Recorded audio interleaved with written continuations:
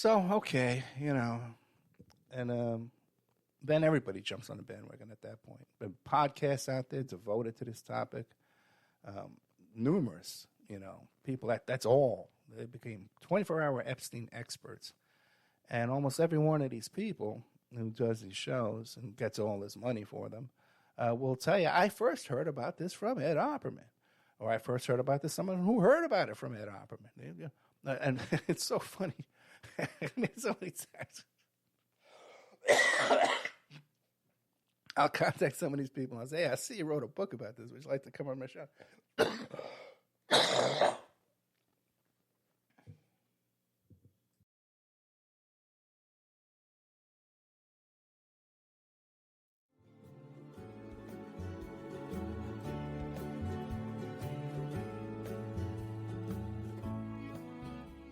And now a word from our sponsors.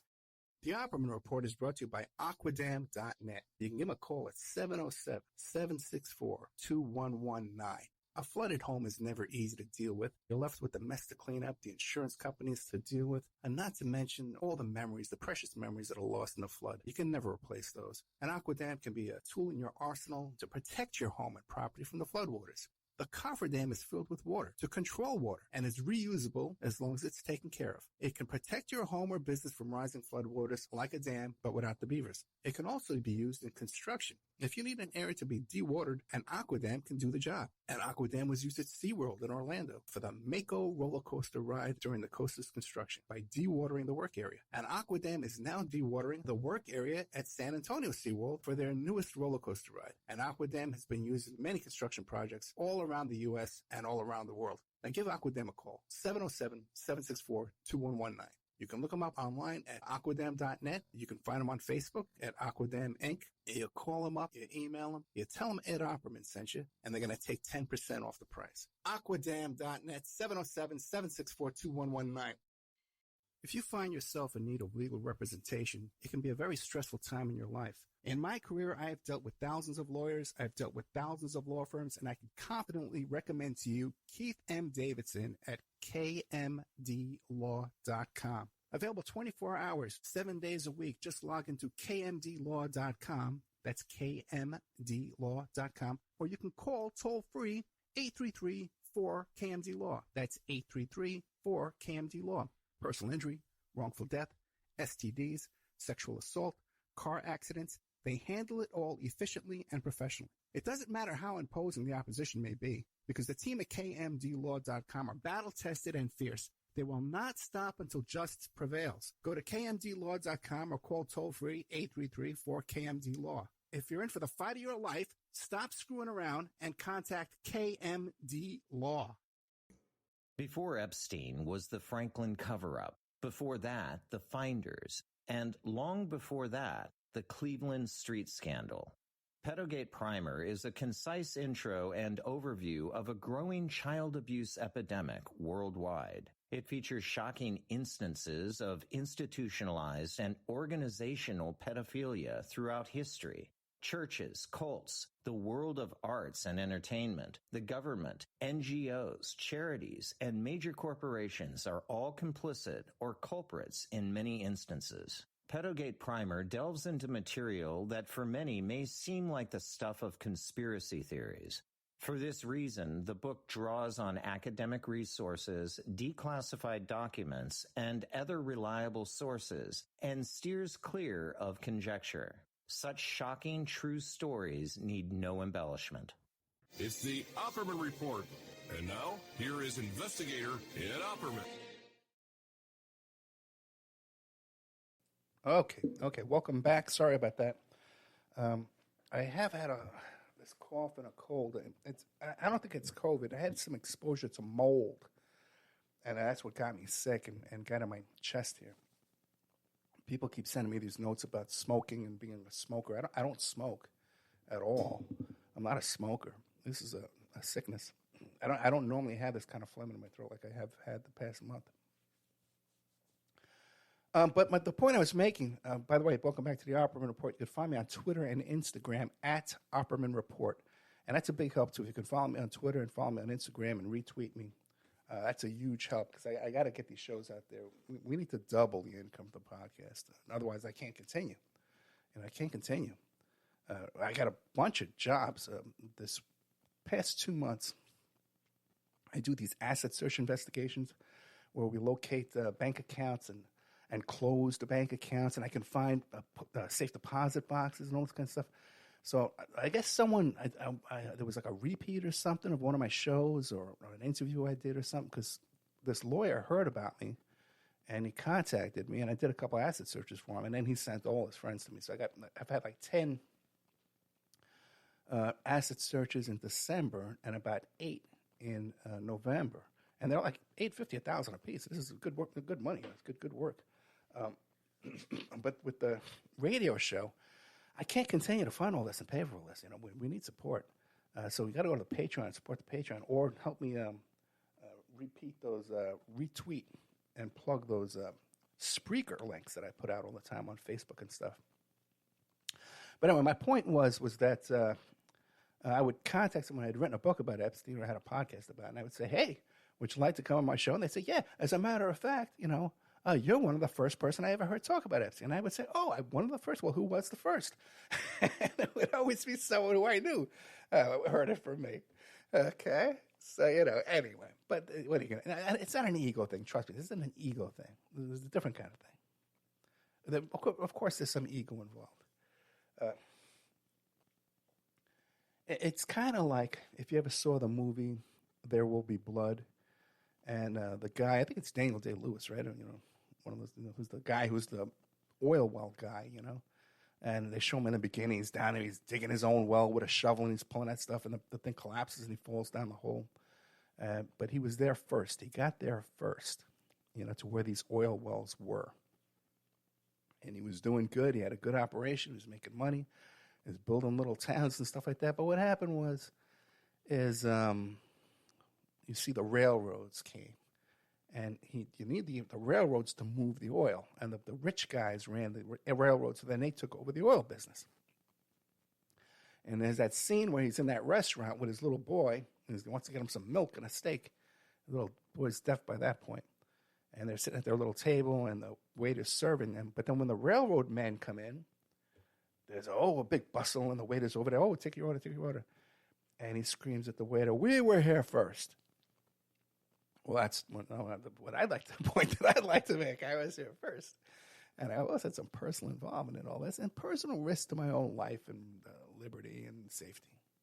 It wasn't an easy decision to take this case. It was an easier decision to take it than it was with the Sarah Palin thing and some other things I've done in the past that I've had more. Now I'm just used to, danger and the consequence of these kind of things. So, and this was important. I knew this was an important story and an important case. And anyway, so I guess the next stage behind the scenes stuff that happened here, just after the arrest and the death, I started getting contacted. Now everybody in the media, every newspaper guy, everybody's working on this. Now, I remember talking to a reporter, and I'm telling him, in 2010, I saw this article in a newspaper, and then I did the first radio show. He goes, well, everybody's doing it now, so ha, ha, ha.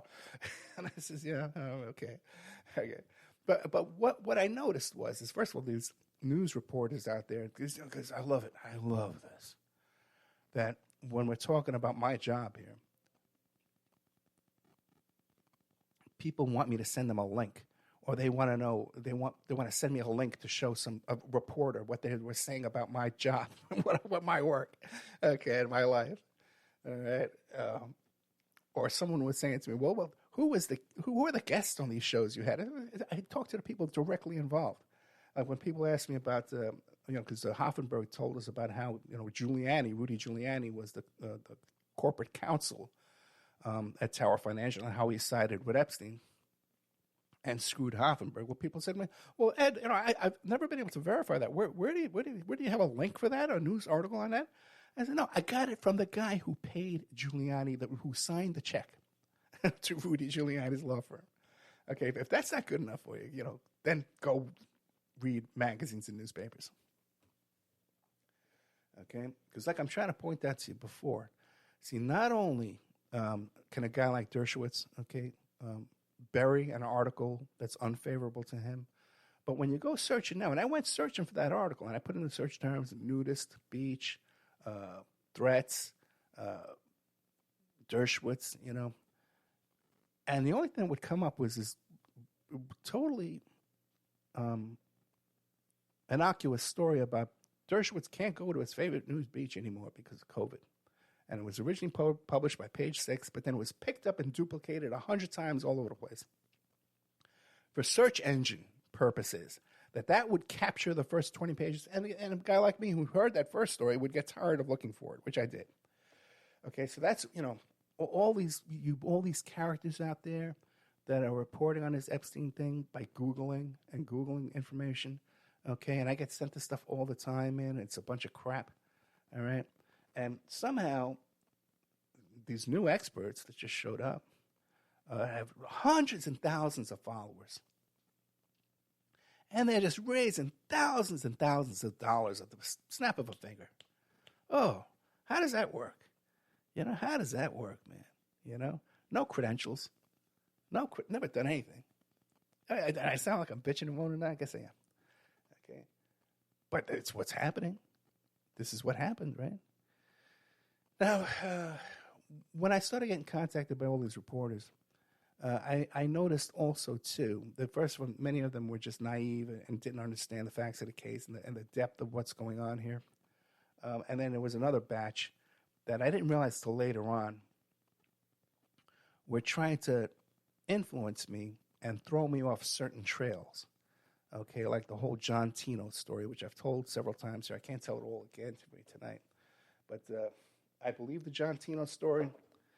And now you can't find John Tino no matter where you look. I think it's NDA Island. I did a show on a Friday night, and I called it NDA Island.